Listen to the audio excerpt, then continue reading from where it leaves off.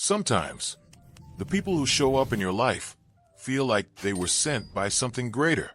You didn't go looking, you didn't expect it, and yet they appear, like characters stepping into a story you didn't even know you were writing.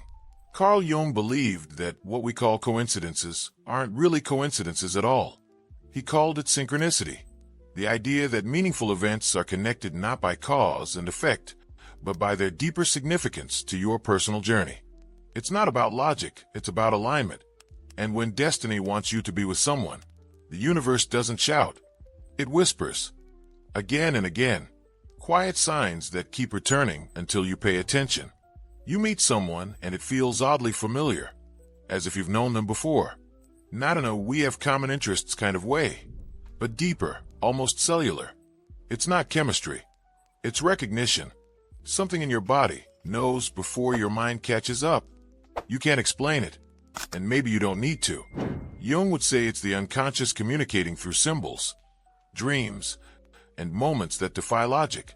That deep connection, that unspoken sense of knowing, that's not accidental. That's a nudge. If that's ever happened to you, drop it in the comments. I want to hear your story. There's a moment that often goes unnoticed because it seems small. You think of the person and they text you. You're about to mention something to them, and they say it first. These tiny echoes start to build. This isn't about obsession or wishful thinking. It's about a pattern. The same dream, the same song, the same message, wrapped in different days. Jung believed the psyche creates these patterns to lead us to individuation, the process of becoming whole. And sometimes, part of becoming whole involves another person, someone who mirrors something inside you. Not always in easy ways. Sometimes they challenge you, frustrate you, but always they reflect you. If you've felt this before, consider subscribing, not just to support the channel, but because here we talk about the layers beneath everyday life. What looks like chance might be meaning in disguise, and that idea alone is worth exploring together. And the more you engage, the more we can grow this space into something deeper, something real. You find yourself growing simply by being around them, not because they give you advice or solve your problems, but because their presence stirs something inside you that refuses to stay the same. You want to be better. You want to understand yourself more. You feel seen, not just for who you are now, but for who you're becoming. These aren't just signs. They're milestones on a road you didn't know you were walking until you looked back and saw how far you'd come. And it's not always romantic.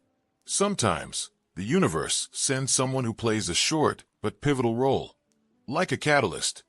They wake something up, then move on.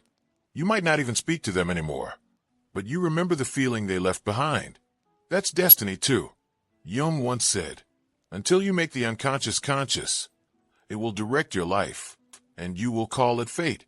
So what if the people who feel destined aren't there to complete you, but to reveal you? What if they show up to uncover a piece of you you'd buried long ago? Have you ever had a conversation that changed you? Not gradually, but instantly? A sentence that stayed in your head for years? That's not random. That's the power of archetypes at work. Jung's idea that certain roles, like the mentor, the lover, the shadow, appear in our lives again and again, often through different people, to help us evolve. You don't always know who's playing what role until much later. But when you look back, it all lines up. The timing, the growth, the need. And yet, even with all the signs, we doubt. We second guess. Because the ego doesn't like uncertainty. It wants guarantees, not mystery. But destiny works on its own time. You might feel like you're ready, but sometimes the universe holds back the person until you are truly aligned. Not just with them, but with yourself. And sometimes, the universe doesn't bring the person to you. It brings you to them. That shift in location, that change in job, that random trip you almost didn't take. It's all part of the choreography. Maybe that's happened to you. You ended up in the right place at the right time and met someone who altered your path. If so, let us know below. Your story might be exactly what someone else needs to hear today. There's also the feeling of peace. Not excitement, not obsession, but calm. Like a part of you can finally exhale. That's a sign too. Because when you meet someone who aligns with your soul's path, there's less need to perform, less fear. And maybe you meet someone and everything around you starts shifting. Your routines break. Your plans unravel. You're forced to look at your life differently. These disruptions aren't punishments, they're signs. Shifts in energy that say, something new is trying to enter. And often, these shifts come through people. A conversation that makes you question everything. A connection that challenges your beliefs. A spark that shakes your foundations. That chaos, uncomfortable as it feels, can be divine. It clears the space for what's meant to grow. And the person who triggered it may not be an accident.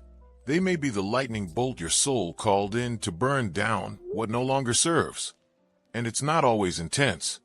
Sometimes the sign is gentler, like a quiet knowing. You don't feel rushed or anxious around them. There's no need to impress, no fear of judgment, just ease. Simplicity, a sense that you can be fully yourself. That authenticity is magnetic because it's rare. Most of us wear masks without realizing it. But when you meet someone who doesn't need you to perform, who sees you and stays, that's significant. That kind of connection creates safety. And from safety, intimacy grows. Not just romantic, but soul-level intimacy. The kind that sees through you and says, I still choose you. Again, this isn't always loud or dramatic, but it's real. And that realness might be the most powerful sign of all. Carl Jung often spoke of individuation, the lifelong process of becoming who you truly are. And some people are placed in our lives to accelerate that journey. They don't just love us, they reveal us to ourselves. Their presence forces us to ask deeper questions, to face parts of our story we've avoided. That discomfort, that stirring, that awakening, that's not chaos. That's growth. And the universe often sends those people wrapped in unexpected packages. You might not even like them at first. You might resist. But something keeps pulling you back, over and over. Because on some level, your soul recognizes that this person is part of your becoming. You might notice strange coincidences around them. You think about them and they call. You dream of them and then bump into them the next day. Songs that mean something to you both start playing on the radio at the exact moment you needed a sign. These aren't just moments of chance. They're alignments. And the more they happen, the harder it is to dismiss them. It's like the universe is trying to get your attention, saying, this isn't random. Look deeper.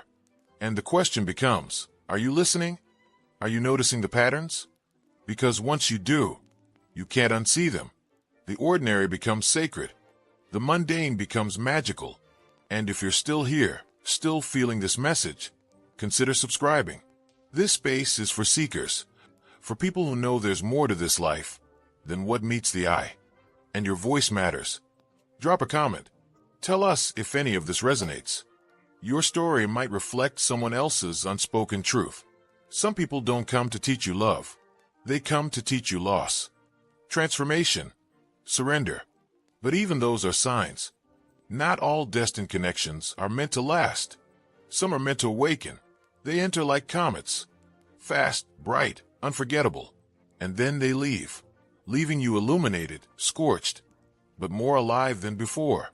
That's the paradox. A connection can be destined and still temporary, and its impact can last a lifetime.